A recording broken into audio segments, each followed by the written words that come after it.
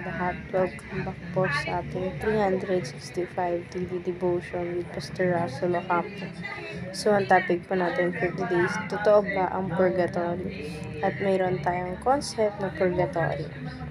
Purgatory is a temporary state for souls who die in God's grace but still need purification from venial sins or temporal punishment.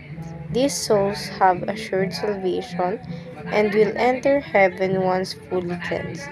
It is not a second chance for the damned, but the final stage in the journey to glory.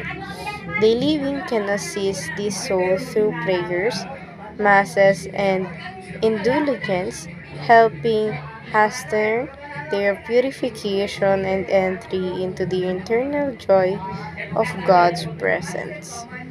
At makita po natin ito sa Hebrews chapter 10 verse 14. For by a single offering, He has perfect time for all time, those who are being sanctified.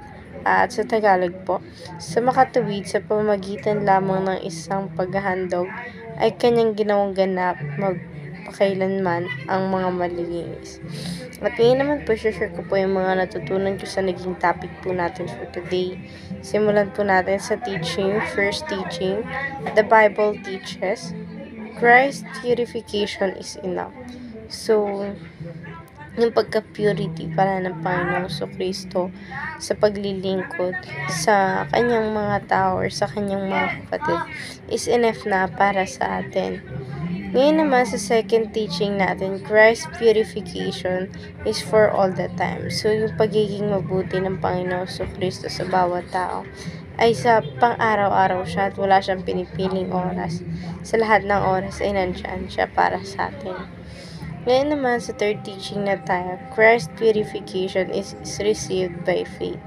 So, yung pagiging mabuting tao pala ng Panginoon Kristo, na-receive niya pala yun sa pamamagitan ng paniniwala niya sa ating Panginoon. At ngayon naman dadako na tayo sa ating application. How to receive purification. First application po natin, repentance. Turn away from sin and turn to God. So, para pala makuha natin yung purification ng Panginoon, kailangan natin mag-repent sa Panginoon. Alisin natin lahat ng mga kasalanan natin at magtiwala at sumamba tayo sa Panginoon. Ngayon naman sa second application, faith.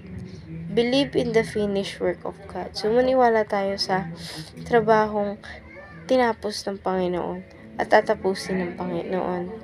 Ngayon naman sa third application, sanctification, live by the Spirit. So, mabuhay pala tayo sa pamamagitan ng Espiritu ng Panginoon at hindi sa kung ano na sinasabi natin na nabubuhay tayo.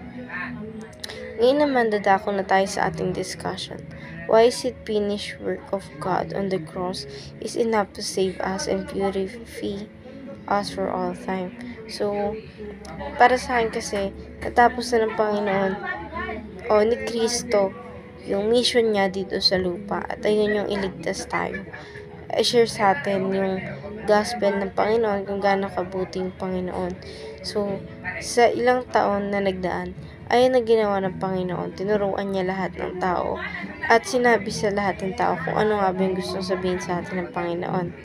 Sa alternative question natin, what have you learned from this devotion? Natutunan ko sa devotion natin today na yung purity is marireceive lang natin siya. Once na nagtiwala tayo sa Panginoon, inalis natin lahat ng kasamaan na meron sa atin. At syempre, nabuhay tayo sa kanyang banal na espiritu.